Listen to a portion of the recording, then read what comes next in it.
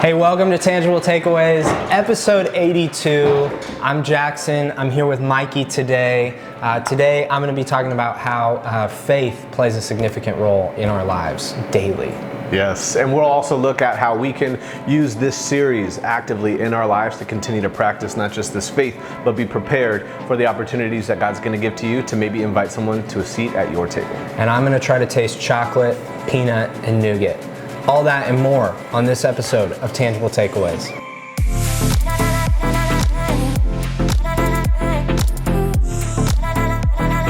Hey, welcome to episode 82. I'm here today with Mikey. And Mikey, what are we going to be making today? Jack, thanks for having me on. Today, I wanted to make you a latte, man. I love coffee. I love the coffee world. I'm one of those guys that drinks coffee with his pinky up, and I hope by the end of this episode, you will too. I have had some great Mikey coffee in my time, and I am very excited for this episode today. Man. So what do we need for making coffee today? So one, there's a lot of supplies that go into it, a lot of forethought, but first and foremost, you have to look the part. So if you're gonna make a coffee, you have to have a barista's naturally apron. Wow, name on there and name everything. on the apron. Okay, you got to make sure it's styling while you're making coffee, that kind of thing.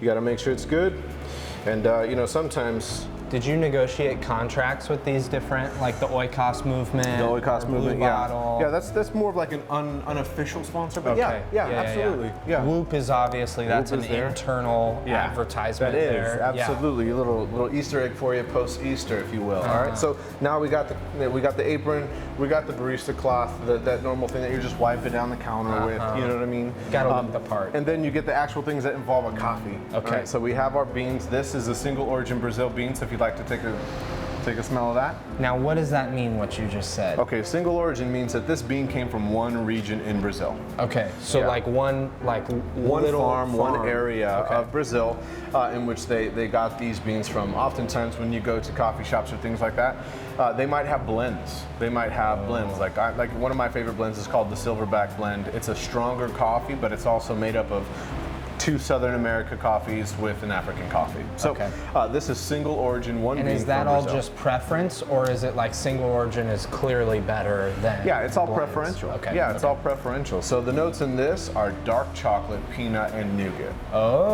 As we pour the beans into the hopper of the espresso machine, we'll make sure that's nice and full. Very nice. Okay. Top that off right there. Our hopper is loaded. We're ready for our portafilter to be loaded. So this is our portafilter. This is what the espresso goes into. Okay. And when you're making a latte, it's a shot of espresso, right? With a certain amount of milk and a certain amount of foam for that. Just depends on the kind of drink, if it's a cappuccino or a latte.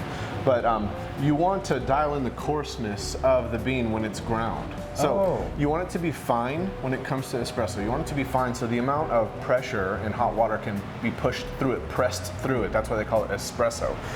Pressed through it. Yeah, espresso. Yes, espresso yourself. Okay. And you want it to be a good grainage. And over time, you kind of learn it even by feel. You want it to be anywhere between like beach sand and regular dirt. And being in the desert, we know what dirt feels like, but you want it to be fine but not too powdery fine. So every time I put a new bean in the hopper, I'll literally just fill up the portafilter a little bit,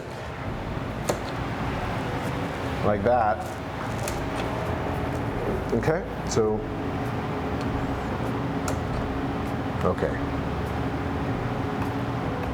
maybe it was just waiting a little bit, but hold on, we're ready.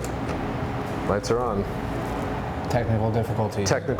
This happens sometimes. Which any barista can overcome. Absolutely. Any barista who's worth their salt. Yeah, we're going to go through this troubleshooting process right here. We're going to take the hopper off.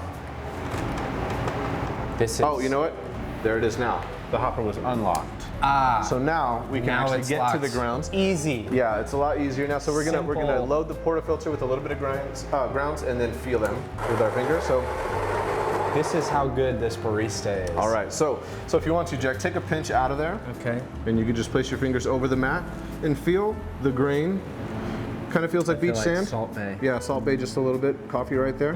You feel it? The thing is, it's not too fine to where it's actually getting rubbed into your skin, but it's fine enough to know, you know what, that does feel like beach sand, that kind of thing, that texture.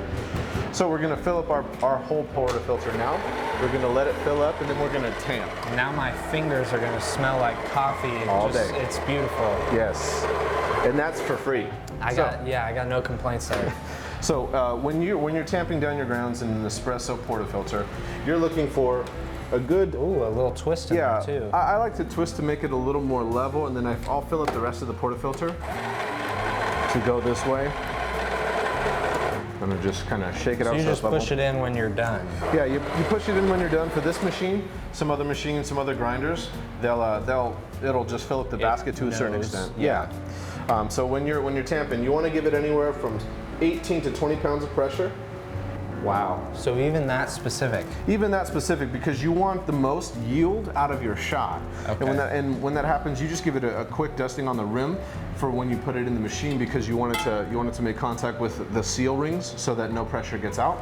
So you put it in, and then you twist. Okay. Boom. And the portafilter is ready. So the shot is ready to be extracted, but before we pulled. Before the pull, what happens is we set up our shot glasses in place, but again, like all good lattes, you're gonna need some nice whole milk. Now, I have some friends, some very close friends, dear friends, that oftentimes prefer oat milk. And there's nothing wrong with that. No. Sometimes I tend to go back to original design. Except for the fact that it's bad. Yeah. Other than that. Other than that. Outside of yes. that, there's nothing wrong with it. Yeah, you know, so so there's a part of me that says, I like to go to original design. Let's go back to whole milk. I have some whole milk ready for us right here that I'm gonna pour into our pitcher and have ready to be steamed.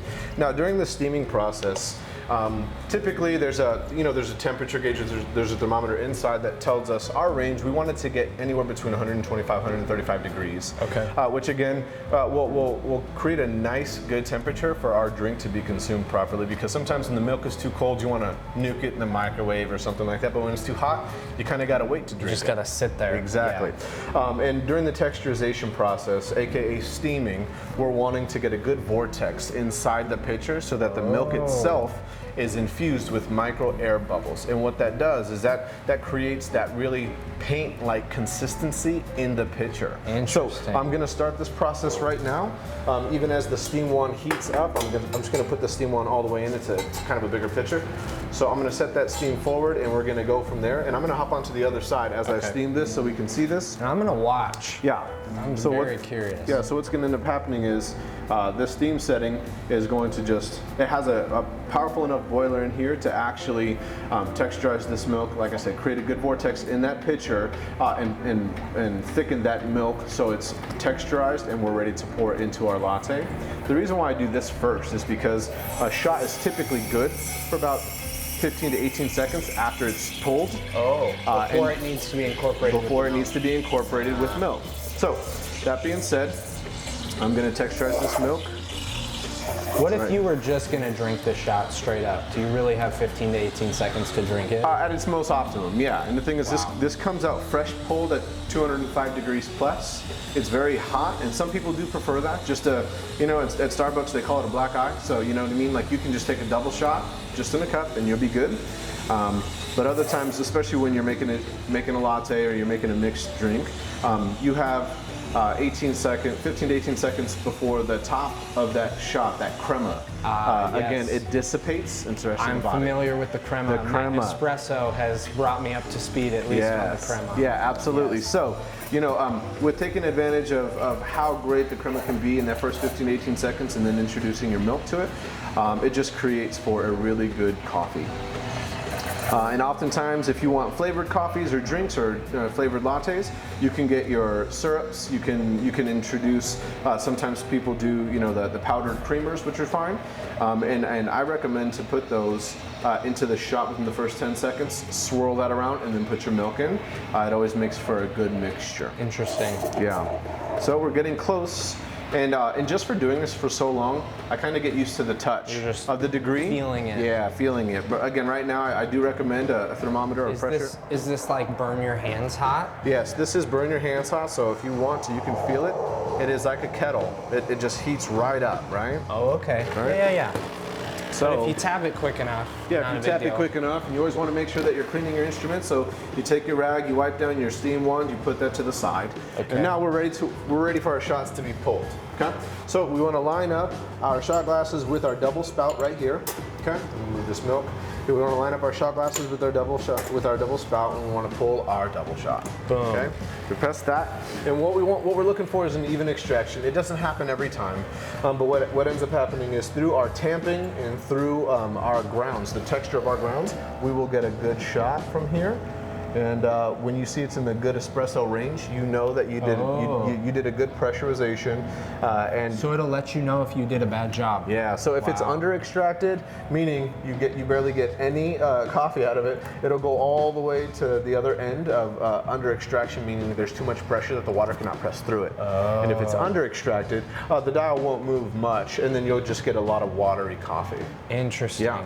Wow. So within the first couple seconds of us talking, you can see the crema is sitting right on top. Beautiful. And you want to just dump that shot right in. And this one is a double, so we're going to dump that right in within the first 15 to 18 seconds, obviously. We're going to take our milk, kind of settle the foam a little bit on top, right? Just that texture. I see baristas do this all the time. Yes, and that's just to settle it so it's not so thick on top with the foam. And then what you want to do is you want to get a good tilt on the cup, but not so much. And then you want to, in a circular motion, just introduce the milk to that coffee. And then when you get to the top, you're able to just pour and top it off. So when that happens, especially with this size of cup, just want to make sure that you swirl that so that it's thick enough to pour and it won't come out like a big clump and cloud, and then you just pour it out. So there's your latte, and I hope that you like the final And we're not getting into fancy latte art to make anybody feel bad about themselves. Yeah, not today. That's too pretentious, but yeah.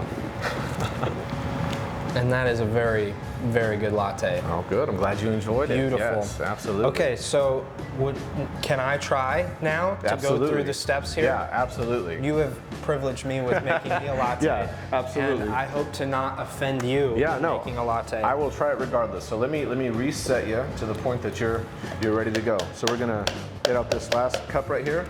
And let me ask you this, Mikey. You said, notes to be looking for is dark chocolate, peanut, and nougat. Yes. How exactly? I know there's like sipping techniques. Yeah, there's sipping techniques. So what I would do is obviously I'd cleanse the palate with just a sip of water real quick. I'd take a swig. And what happens is right after you take the first sip, you want to take just a little sip of it and put it on both sides of your tongue, both sides of your mouth, on both cheeks.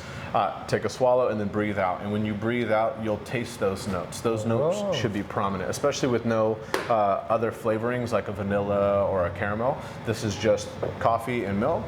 You'd be able to taste those notes. Okay. Yeah. I'm trying. Try that out. I'm Let me trying get this puck out really quick. All right. There.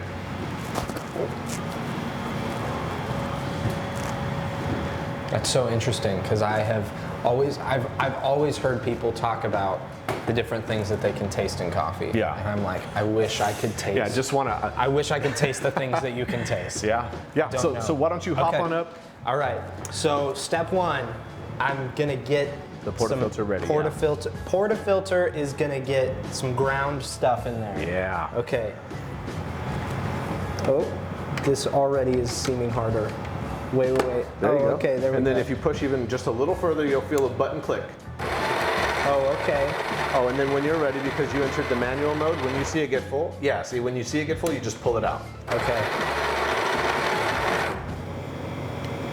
All right. Oh. There you go. Now you can take the tamp out right here, which is magnetic. Right here. Boom. Oh, very convenient. Yep. Okay, so now I'm gonna press down and twist. Yeah. So what you'll notice is with that many grounds, it's at the bottom of the bowl, which is okay. Yeah. So you want to fill that portafilter basket actually. All the way up. And then, you want to fill it all the way up, and then you want to retamp. Okay. I'm gonna put that back. There you go.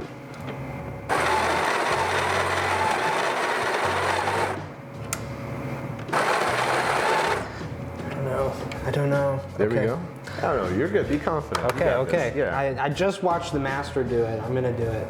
And how am I gauging pressure here? Right. So again, oftentimes I think of a 20-pound weight at the gym, that kind of thing. Oh, how heavy okay. that is, that kind of pressure down. Okay. But again, it doesn't have to be this forced thing. But you're aiming for that for the proper extraction. We want more than that still. We want a little more than that. So when this temp is in this basket, yeah. you want the outside rim to just line up directly. Oh, like okay. that. I'm seeing that. Perfect. Okay. Okay. Yep. You're doing great though. Thank You're you. doing great. Okay. Let's see how that is. So now I'm visualizing my 20-pound weight. Visualize your 20-pound weight. Nice. Circle off. That's Does that look great. good? Yeah. Why did I bring some with me, Mikey? So what happens is when you're tamping and you give it a little twist, if it's not like a quick movement, it stays packed like that. Oh, okay. So should I try and get this back in? Yeah, try that. See if it works. There we go. Do you mind finger coffee? No, not at all. Where are you at on that? No, I'm good with that. Okay, so quicker motion. Yeah, boom. Just a quick whip. Boom. See? Very nice. Perfect. Okay. Tamper's going back. Yep. This guy, you put him in. It goes in right like that, and then locks to your right. Boom. Now we'll go all the way right. You'll feel it tighten, and you want it to be good like that. Tighten well. Okay. Now what you want to do is get. So the shot is ready to pull. Yes, so but we're not going to do your shot it yet. glasses. We do that last. Yep. All right. So now we have a little cup of milk over here on the left. Okay. Yeah, and just dump that into your pitcher. Dumping in. Okay. And again, because of the depth of this pitcher and how big it is, what you're going to do is you're going to put the wand all the way into the milk. All right, and then you're gonna switch this knob forward. All the way? All the way. So Okay. it takes a second to heat up because the boiler is powering the wand right now. And when you are steaming the milk, you want the wand to just be on the surface of the milk, not putting so many bubbles into it, but still putting that air pressure into it. Like I said, creating a vortex. So think of it like when you're filling a bucket with a hose and you put the hose on the side of the bucket and it starts to create a whirlpool. Think of that inside your milk pitcher. So do I want it a little bit on the side? You can do it on the side to create that vortex, and you want it to be on the, like I said, closer to the edge of the surface of the milk, so that it's not so whiny like that. Yeah, perfect, like that. That sounds good already. Yeah, you see I'm that? seeing now. Yeah, there you go. And baristas are just like cleaning up, even like the counters that they wipe down 15 times. They're like, yeah, let's do this. Oh, all right. Now you feel the bottom of your pitcher. It's like, okay, still kind of warm, but you want it to get a little hotter. There we go. And I'm seeing bubbles. Okay, good. But you said I want it closer to the surface? Yeah, you want it closer to the surface enough for the pressure to be going into the milk and not staying on the surface with more bubbles. So you want it to be like a paint-like consistency and not so much foam, if you will. Okay. Yeah. And all while still touching for the temperature. There we go. It's getting up there quickly. You see how it's kind of bubbling in there? That's a good thing. That's a good thing. Yeah, you want movement in the milk because it's fluffing up. And then we're getting close to temp. So when you're ready, you can undo the knob. Put the gas down. There you go. All right. Is that good? Yep. You can move that wand out, wipe that down for a second, put that back. Okay. So now we have our milk ready. You want to grab our cup? That was terrifying. No, man, you did well. Okay. You did a great job. There we go. There we go. We have our cup ready, and now we're ready to extract our shots. We're ready to pull. Okay. So you want to line up your shot glasses? Oh, yes. That's right. All right, just right under, and then you would press the double shot. Boom. Now, did I see you push it again to stop it when it got close? Yeah, I pushed it to stop it when it gets to the rim. This double shot's programmed to be a I don't know that I'm ready to be judged here, I'm worried about it. Well, see, that also has to do with the amount of pressure that you're tamped with. See, this is a bit under extracted, but okay still. See how the needle's still moving? Yeah. Good, that's okay. When it gets to the top, stop it. Push it here. Yep. See, and by the way, the dial moved. It didn't move into the I didn't get into the ideal range. ideal range, but so it's I didn't push hard enough. Yeah, so the tamping, yeah. I was so worried about going too hard. I know. Yeah. I know. Yeah, no, it's okay though. So this is still definitely a drink-worthy shot. Okay. Within the first 15 to 18 seconds, we want to dump that into the cup. Perfect. Yeah. Oh no. No, you're good. You're good. Again, that's why we have these awesome drink mats. gonna full send it on that one. There we go. That's what I needed. And now, again, you want to settle that foam a little, so maybe you hit the bottom of the pitcher just on the counter to settle it. There we go, swirl it around in there. Yeah, there you go. Make sure that the thickness is throughout the body of the milk, not just on top. And then pour. Okay, so I'm gonna angle it a little bit. Angle it a little bit. I'm gonna put a little bit of circular motion into Oh, the this. flick of the wrist right there. Is that I right? like it, Jackson. Yes, well done. Okay, and then I'm gonna give you a little latte art. There it is. And that's Casper the Friendly Ghost. That is, it's giving a little bit of a flower there. A little I think, bit, yeah, maybe. yeah. So there you go. Drink All right, it up. now let me try this out. Let Let me try this out. I hope it's good. That is good, Jackson. I'm not gonna lie, that's good. Are you sure? Yeah, even for Okay. being under extracted, it's good. It still worked I out. like that. Okay, Yeah. good. Hope you enjoy yours. Thank you, Mikey. This is a treat right here. Yeah, man. I do feel like Absolutely. we have upped the fancy level as we have gone here on tangible takeaways. Yeah, And, why not, right? Yeah, I feel like maybe that's what the series is asked for. I don't even know. You know. It could be. Could be. It could stir affections in people to want to give that much forethought or Yeah. intentionality. Give a little extra, and I'm here for it. Yeah. And as we've wrapped up this series, Place at the Table this weekend, Jesus, food, the things he does around a meal. Yeah. Just let's go series wide to Yeah. start. Man. What has stood out to you from this series? Man, I would say some highlights from this series. Obviously, one, just even creating an intentional series, a seat at the table. I think that as we read in Jesus' ministry, a lot of things happened around a table. So for us as a church to be able to study together and then get into the details and the text about how many things happened around a table. I was grateful for the narrative and the study at the same time, if that makes sense. Yeah. I was grateful that we got to see Jesus on multiple occasions on multiple tables with different crowds, but also to develop a more clear understanding for me that it wasn't just like Jesus making reservations at people's places, and it wasn't just people inviting Jesus in. Again, I think of the week that we learned more about Zacchaeus. It really stood out to me. Yeah. Again, people were questioning Jesus, like, why do you even want to go to this guy's house, you know? Or even the week before, when he's invited to, you know, one of the Pharisees' homes, and he's met immediately with a man that has a sickness, and you know he's asking these questions, like Pastor Todd said last week, and asking the questions he already knows the answers to. And you know, when he says in Luke 14, "Is it lawful to heal a man on Sabbath?" and then heals this man that's ill in front of him, and he goes, it shows Jesus his value on human life, right? Not necessarily just the traditions of the church, because the Pharisees were so, you know, used to their high vanity lives. And again, if I'm taking anything from this series, it's just that Jesus is so intentional with all the people that he interacted with, never thinking of himself. Again, you know, Pastor Tom said God in a bod. He just considered so many people, and he wanted to correct. He still had love and compassion for those who were even condemning him for the things of fulfilling the law. So I took so much from this. My family took so much from this in this whole series, and we're grateful for it. I know my small group, and we've had conversations about what these things look like, and for us, again, to invite people to sit at the table with us, that kind of thing. So One of the things that I think we don't give Jesus maybe enough credit for, or we don't think about enough when it comes to Jesus, is the way that he is missional. But when you read the Gospels, you realize he's incredibly missional, or intentional, to use your word as well, where he's talking about when his timetable is. With a guy like Zacchaeus, he seeks him out. It's not like Jesus like stumbles upon Zacchaeus and somehow they so happen to end up at his house. Jesus is like, I'm coming to your house today. And so there's almost this nature where Jesus is a little bit sneaky when it comes to mission and meals, because everybody needs to eat. So when it's time for a meal, it's like time to get to work for him. And so he's lining up who he's going to have meals with intentionally. He's being intentional about the conversation around a meal. And I think some of that has got to shape the way that we approach meals in our own lives. Right? I don't want to just show up to meals as though they are just a meal. I want to show up with the intentionality of who's there.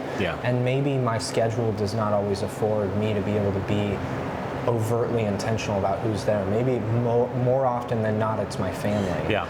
But can we be intentional as a family to not be watching TV while we're eating dinner? Exactly. Can my wife and I talk about how we're going to plan the conversation in advance? Yeah. Be that strategic about what are we going to talk about and things like that. Because if it wasn't beneath Jesus to be, kind of a weasel about meals, Absolutely. Definitely shrewd. Absolutely. It's not beneath me to be, intentional or smart around the way that I structure a meal too. So I agree. I think good notes for us coming away from this. Specific to this weekend, what sticks out to you about that passage about the road to Emmaus? Man, I just think that, again, even on that vein of Jesus being so intentional, the fact that when he was walking, he was not recognized, right? Pastor Todd said veiled and unveiled. Yeah. I just think it reminds me, in and out of season, to be prepared, to be ready, to be ready to give an account, honestly. We talk about giving your testimony or giving a testimony of the work that God's doing. Right now, it is so hard for my wife and I to be as prepared as we would like to be. Right? We have 5 kids. We have 2 9-year-olds, 2 6-year-olds, and a 7-month-old. Prepared is one of those goals that is unattainable. not that I have reached it yet, but we have like bags for the kids, right? Like we have bags for the car that only stay in the car. We have emergency bags that it's like, oh, okay, well, if the bag in the car was used, now we have this bag. So we're trying to be as prepared, and in our life and in our routine and schedule, that's one thing to be prepared. Extra outfits, clothes, food, things like that. That's one thing. It's another to say, if and when God's going to give you an opportunity to give a testimony of the work that he's doing in your life, what does it look like for you to not worry about whose voice is actually speaking, but be prepared to give accounts for the work that God's doing in your life? Yeah. Because even as Pastor Todd taught the narrative yesterday, these guys had no idea that it was Jesus, right? Yeah. And one of the things that stood out to me most is, are we being a people that is prayerful about, is this an opportunity God's giving me? Yeah. Because if we took a step back to realize that, then I think we'd probably answer that question yes more than no, being prepared and being ready. Because any given situation can be an opportunity that God's using us in to grow his kingdom or to minister to the people. And I think that, especially this last weekend, that spoke to me the most, because I'm like, how would you not know? Yeah. But again, like the way we read it and the way we learned it, it was like he was veiled to them as they were talking. Yeah. And they were like, and especially when Jesus asked the question, which things are you speaking of? He obviously, again, asking the question he already knew the answer to, and honestly just intentionally seeking what they would say. Yeah. What do you know of me? You know. So that stood out to me this last weekend. Yeah. The veiled thing is interesting to me because it totally could be he veiled himself. Sure. And whatever God veils, we're not going to unveil on our own, So it's like, that's its whole own category. But there's another part of me that wonders, was he veiled by their unbelief? Okay. Like, was the fact that it was so far outside of what they deemed possible that he could be resurrected? Yeah. Was that the reason that this couldn't possibly be Jesus that I'm walking next to? It didn't even cross their minds because it's off the table. Yeah. It's not even in the conversation. And when I start to think that way, it becomes so personal and realistic for me. Yeah. Because now I've got to ask the question, where is Jesus veiled in my life? Yeah. And not because he is not there, but because I refuse to allow that to be a space that he could exist or that he could move in. Yeah, that's a good question, man. That's a really good question. I oftentimes try to put myself in the sandals of those people, and when they're mourning, when they're mourning, I can imagine that's a good excuse to maybe not believe sometimes. An excuse nonetheless, but I can imagine in their mourning they would not believe that. Therefore, he would be veiled, especially to them, maybe even, in our mourning, what we do, how we process, and the fact that this voice could be all too familiar, but at the same time, in our current understanding of things, where can God be unveiled in our lives? Yeah. That again, along with the power of the Holy Spirit, we would allow what that looks like and see the work that He's doing, rather than in our disbelief, not think that that's possible. Yeah. Yeah, I get that. Oh man. Because I think He is unveiled where there is faith, where there is belief, right? Because when I look at the way that God moves, the way that He responds to faith. Yeah. And I just think we talk so much about faith in the initial decision to put our faith in Christ, but we don't talk nearly enough about faith in the ongoing daily life of the believer, because that is where we see His power move, is when by faith we believe that we're freed from things we don't feel like we're freed from yet. When it's by faith that we believe that we get to approach His throne with confidence, even though we still struggle with guilt and shame. That is a daily rhythm of by faith. So where can I apply faith into my life so that I can see the unveiled potential of what Jesus wants to do with this relationship, or with this opportunity, or with this free time that I have on this night of the week, or whatever it is? Where can I start looking with faith instead of, there's just no way, I don't have the time, I don't have the energy, it's not possible. Bandwidth, where can I start to look with faith and allow that to begin to unveil some opportunity? So for me, man, that's a practical takeaway I'm taking away from this weekend's message. Absolutely. I want to live in faith, not just in my one-time decision to follow Jesus, but I want to live in faith daily. Allow that decision to inform how I approach, to influence how I seek to influence. Absolutely, man.